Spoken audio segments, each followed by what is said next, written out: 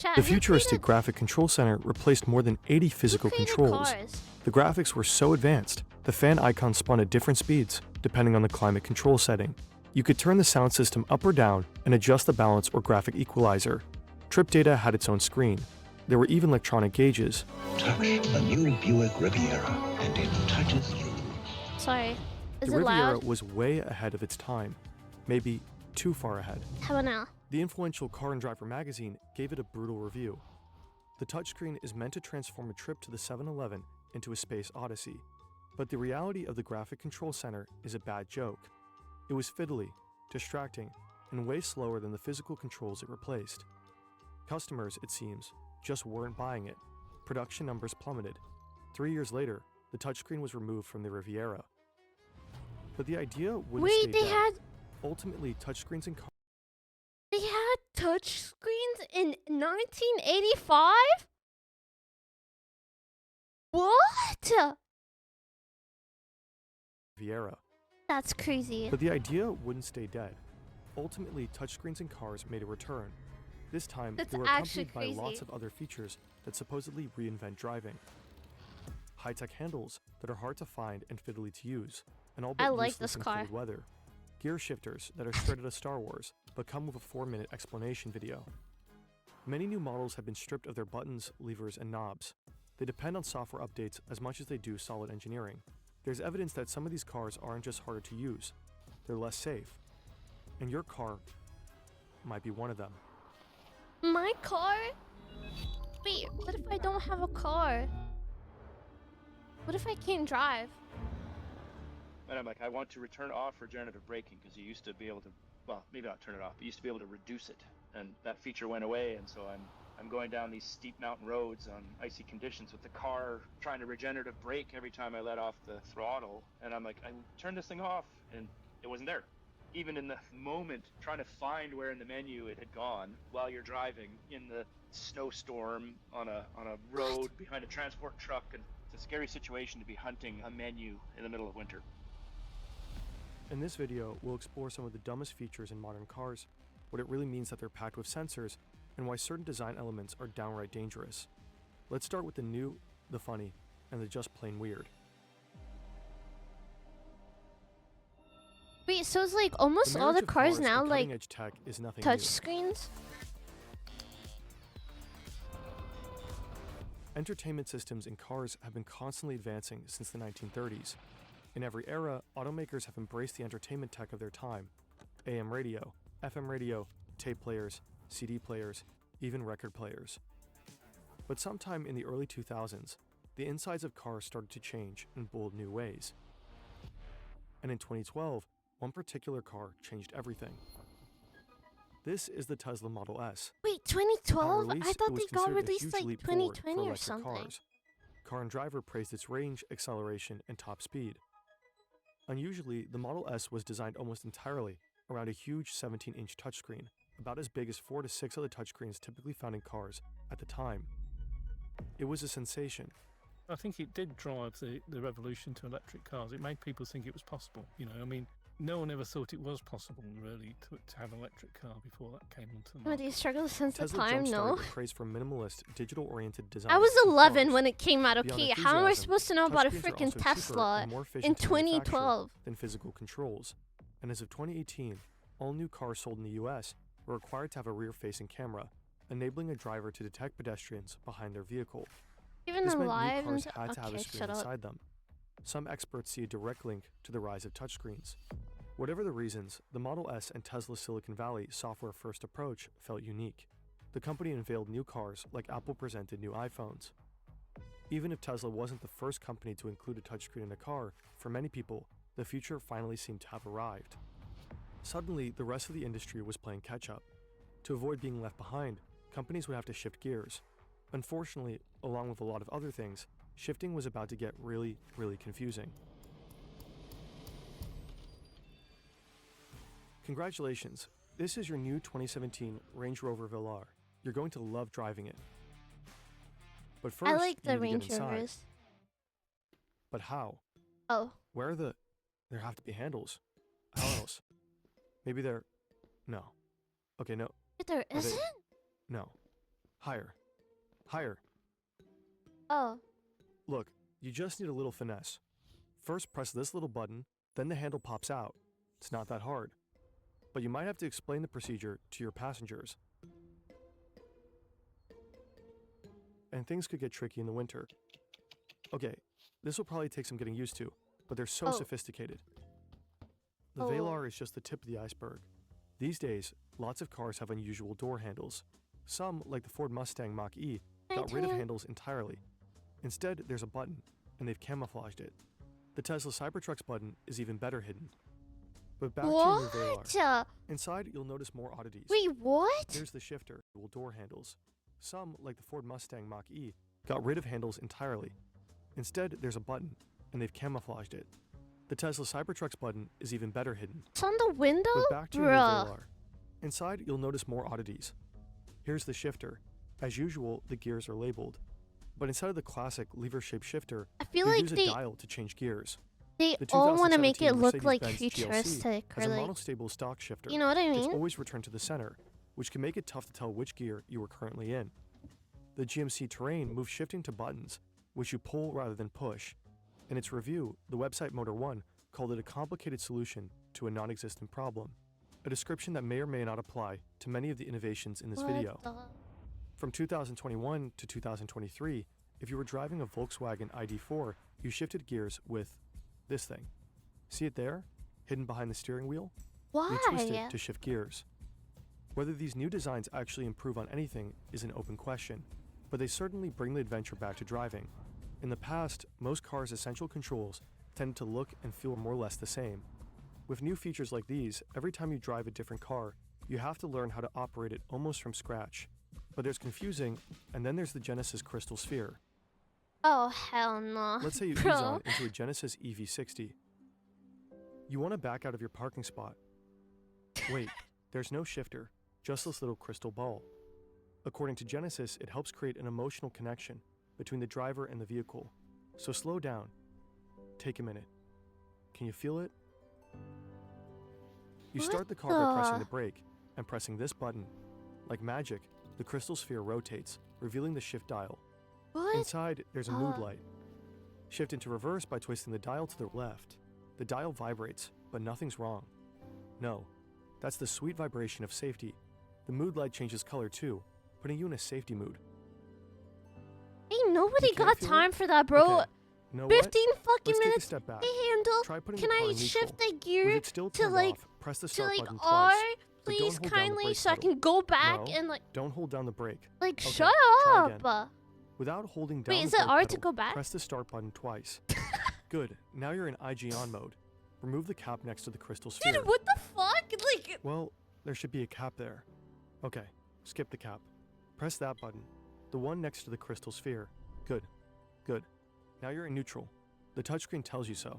The sphere rotates. There's the shift dial so you can... oh, bro. Oh, but you're already in neutral. Why would... You know what? Never mind. If you don't get it, you're clearly not alone. Are they out of the parking? Genesis created a nearly 4-minute video to explain how to use the crystal sphere. Of course, cars have had weird shifters before, but these days it seems to be the shifter Wild West. By 2017, things had gotten so crazy, Car and Driver published an article. Why are I feel like there's stuff in a car that you're not supposed to change. Like, I don't care if you're trying to make it freaking modern or like futuristic or whatever. I feel like these basic like things or like placement, I don't think they should change it. I don't think they should change the placement of it. They put it behind the fucking wheel, under the fucking seat, like on the fucking roof. I don't think they should change it. Like, I don't think they should change it. I don't think, like, you know, I don't think they could make cars like that or allowed to make cars like that. I think certain things, bro, next thing they're gonna put the fucking, sorry.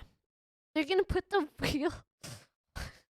They're gonna put the wheel on the roof for you to freaking move left or right, bro. That's what's next. You know? I need to stop swearing. But like, I feel like certain things they need to just don't touch it, you know? so many new Just don't cars' touch gear it. selectors? You don't need so to stupid. put the And naturally, shift it doesn't gear end there. under my fucking According to seat Wired, to 97% change of it. new cars released after Brother. 2023 have at least one screen inside them, and some physical controls for many essential functions have disappeared entirely. Oh, In sorry. the past, you typically open a glove compartment by pulling a handle. What's another These word days, if you for own a Tesla, what do people say? you have to use the touchscreen. Well, you got to go, you know, sort of. There's a little car button, and it brings up a menu, and Fridge? then I think it's usually the default. The top menu thing has these grid of various buttons and things you can do, and then you Right. go to the glove box, and then that'll open the glove box, and then you can enter a security code if you want, and then you have to hit a 4-digit pin to unlock the glove box. But you still have to close the glove compartment manually. As modern cars become increasingly tech-based, some manufacturers have explored treating them more like software by selling upgrades or subscriptions. In 2022, BMW announced that certain DLC? features of its cars would be available only by subscription. To use their cars' heated seats, for example, British customers had to pay £15 a month. By late 2023, BMW had dropped the idea due to low customer interest. You need to. So when you buy the car, you need a subscription, a freaking battle pass, so your seat gets heated. When you buy a whole ass car, you need to pay a monthly subscription to get the seat heated. Bro, oh my, bro. Oh A my much better god, deal bro, is a people are subscription to so Brilliant, the online greedy. platform for really learning about serious topics in They're math, so science, greedy, programming, bro. and They more. just want to Brilliant isn't freaking just get more every user-friendly than your freaking 500 penny that browser you tabs full of have. random tutorials. It's way more effective. Brilliant's courses are designed by Bro, teachers, I'm not researchers, gonna be surprised by freaking 3 years. Every country they're gonna be like, well, if you're gonna pee in your own home, you gotta pay a monthly subscription for us to take the waste out. and professionals from places like MIT, Stanford, and Google. So even heady courses like digital circuits, Whenever you use programming a- with Python, when you use a and abstract bathroom, thinking are about more than when you go rote pee, memorization. Instead, Brilliant lets you get hands-on with concepts you need and to play along sub with them, a monthly in method your that is own proven home. to be Wait, 6 times more effective. that's than already a what- thing in your own home? Wait, what? Wait, they do that? Wait, you need to pay a monthly. That's called bills? watching lecture videos. You can use Brilliant on your computer or your phone, so you can always get a quick What? hit of knowledge even when you're on the go. To learn for free on Brilliant, go Is to this how I find out brilliant.org/fern, scan the we QR code pay on screen, a or click the monthly link in the description. subscription? Brilliant's also given our viewers 20% to off pee an in our annual own premium home? subscription, which gives you unlimited daily access to everything on Brilliant. No, I mean like water In bills. many Like ways, you take a modern shower cars have and come to shit, feel like but smartphones on wheels. They're packed even with that, infotainment bro. options, but hidden inside them is a major downside most drivers aren't aware of. Wait, what? Many unlimited daily access to wheels. They're packed with infotainment options, but hidden inside them is a major downside most drivers aren't aware of. Look, this guy's naked. Many modern cars have advanced What? features that rely on huge amounts of data from the surrounding environment. Your car is a kind of data hoover, really, hoovering up everything. And what you'd hope is that data is being used to improve things all the time. This is Professor Dale Harrow. He's chair of the Intelligent Mobility Design Center and head of the Intelligent Mobility Design program at the Royal College of Art in London. You know, I know Tesla do a lot of this, where they're looking at kind of how people use the car and all that data about road conditions, road surfaces. So you could have a car that's talking to another car that says, I've just gone over a terrible pothole. And the car behind says, oh no, I'm coming up to it. Now I'll avoid that, you know. So it could be very good, all this sort of stuff. Oh, But some cars don't just collect data about driving conditions, they collect data about you. How you move, your speech, even your facial expressions. Back in 2023, the Mozilla Foundation, a pro-privacy, tech-focused nonprofit, researched 25 different car brands to examine their approach to driver data and privacy in the US. Of the 25 brands, the foundation concluded that pretty much all of them collected more data than necessary to make their products work smoothly. And in their privacy agreements, most brands reserve the right to share drivers' personal data and sell it. dude, how do they have the rights to share that? Like, can you sue? Or but because you bought the car, they can share it. Wait, what? According to Mozilla, that data went way beyond name, address, and phone number. It could also include your age, birthday, and the location of your phone, your credit card number and information about how you financed and bought your car, products or services you've bought, products or services you've considered buying, your ID number, your social security number, your passport number, health status, signature, the shape of your face, fingerprints, your gait, genetic characteristics, race, religion, and philosophical beliefs, employment information, whether you belong to a union, nationality, immigration status, photos, location history, recordings of your voice, and the gestures you make. And at least 2 companies, Nissan and Kia, explicitly claim the right to collect information about customers' sex lives. They're what? We don't know whether companies do collect all this information, What? but in their privacy policies, the automakers Mozilla studied reserve the right to do so.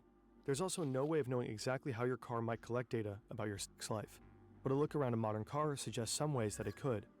First, there's your phone. If you connect it to your car, either over Bluetooth or by plugging it in, you're potentially offering up an enormous treasure trove of data. Some cars store your contact list, some keep a log of your phone calls.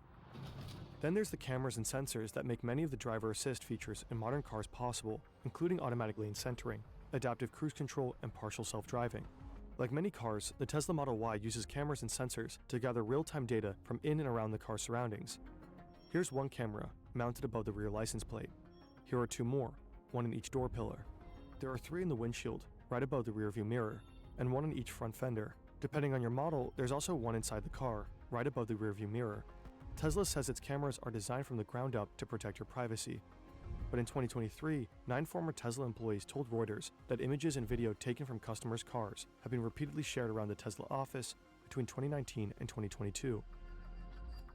These reportedly included mundane images employees turned into intra-office memes, video of road rage incidents and crashes, including one of a Tesla hitting a child on a bike, and footage that was clearly private and even embarrassing, apparently including a man approaching the car, totally naked. According to one ex-employee, some of these recordings seem to have been made by cars that weren't even turned on, showing off whatever weird stuff customers happen to have in their garages.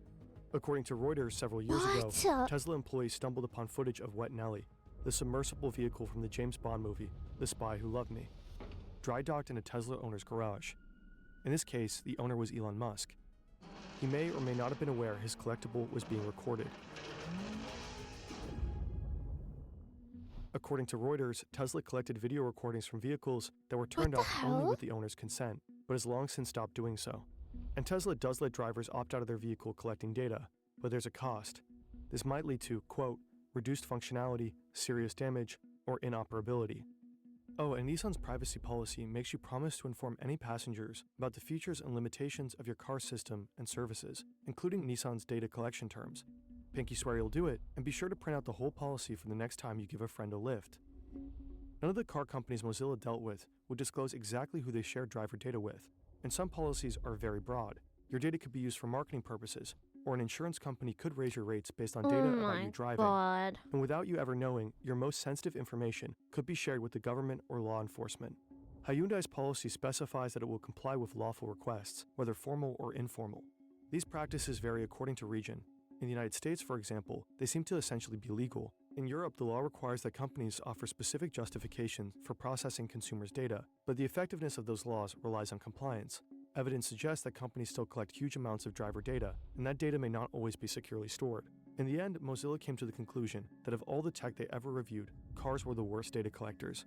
We never had a category where we couldn't find something good that we could recommend to somebody to choose over something bad. And since the study was published, it's not clear much has changed. But it isn't just about your car, and who knows who else, knowing your sexual preferences. Some modern features are just plain dangerous.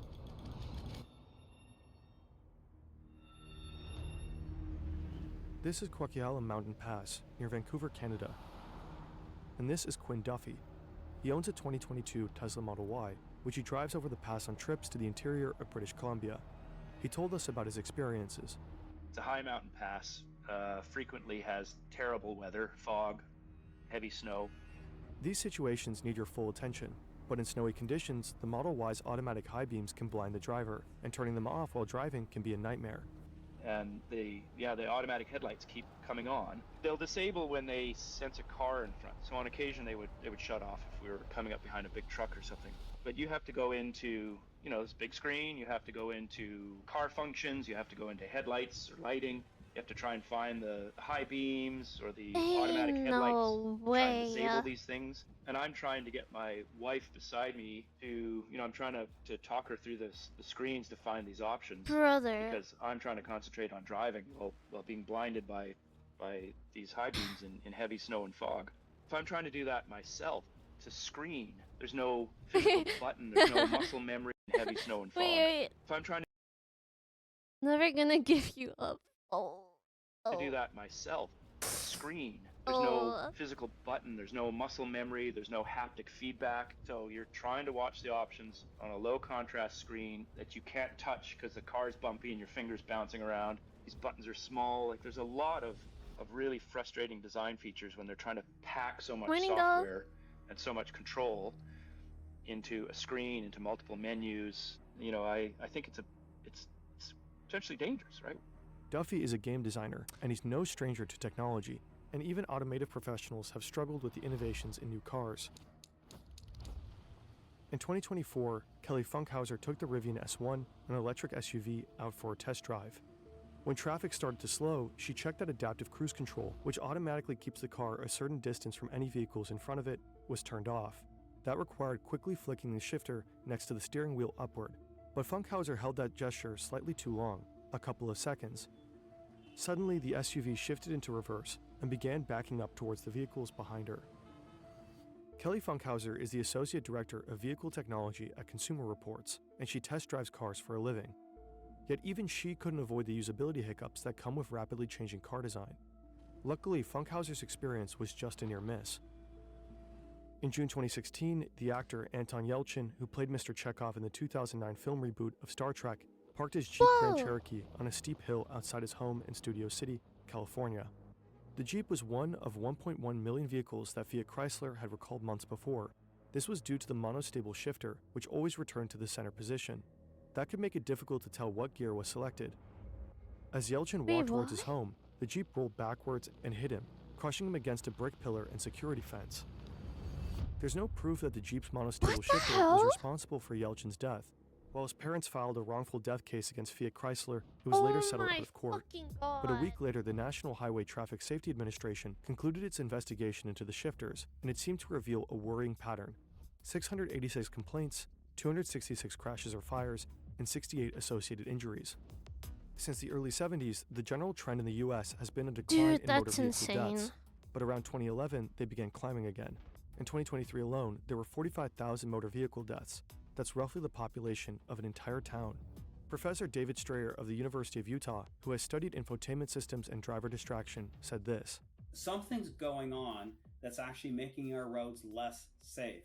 And it corresponds with increased prevalence of cell phones and touch screens and all the electronics in the vehicle. In 2020, the British road safety charity I Am Road Smart commissioned a study on the impact of Apple CarPlay on driver reaction times.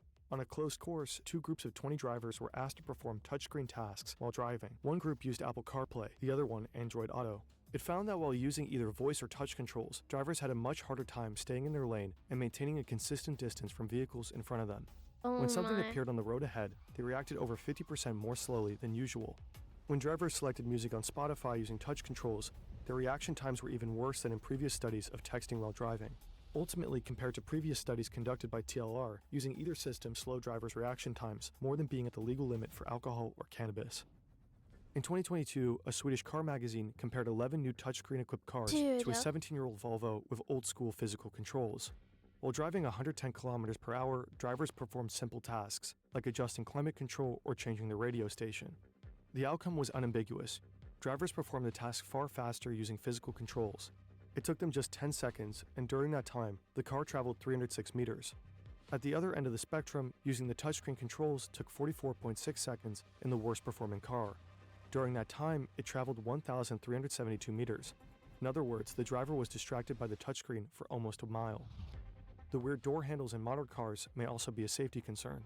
And you have an accident, for example, and the firemen or the policemen come by and they have to get you out of the car. there's nothing to grab. You know, how are you going to open the car? You have to bust the glass and all that. This is Frank Stephenson, Chief Creative Officer at Frank Stephenson Design and one of the most influential living car designers. Typically, door handles were also used to, you know, they'd put their foot up against the car, stick their hand on the door handle and just pull it. That's the first reaction to do with the door handle. When we went away with that and we're starting to go now with normal flush door handles, you have to start more drastic measures to open the door. But there are signs that some of these trends are finally reversing. In March 2024, the European New Car Assessment Program, or NCAP, announced big changes to its safety ratings. Beginning in 2026, cars won't be able to earn a 5-star rating unless they contain physical switches for specific functions. That includes the horn, turn signals, hazard lights, and windshield wipers. Nice. NCAP isn't a governmental body, but it's an influential non-profit backed by several EU governments. Oh, I've seen Big those car videos companies before. Like Volvo, BMW, and Tesla all advertise their NCAP safety ratings. Many cars have essentially become phones on wheels, and this appealed to some drivers, at least in the showroom. But then the rubber hit the road. In March 2024, What Car magazine published a survey of 1,428 drivers. It found that almost 9 out of 10 preferred physical controls to touchscreens. 60% even said they'd be deterred from buying a new car built around a touchscreen. This survey is not a representative large-scale study, but it still raises a question. If the newfangled features in so many cars have potentially made roads less safe and many drivers don't seem to like them, are they truly innovations? You know, it's just like, Like, oh, come on. they're supposed So to make, that- like, I feel like they're supposed to make the cars, like, safer. Not more complicated, not changing the placements of things that people have been used to, like, for years. Like, you know what I mean? Like, why are we adding a bunch of shit and fucking... Sorry. And a subscription fee for a seat heater, bro? Like, they lost the plot. Like, they're supposed to make it because gimmick design more safer.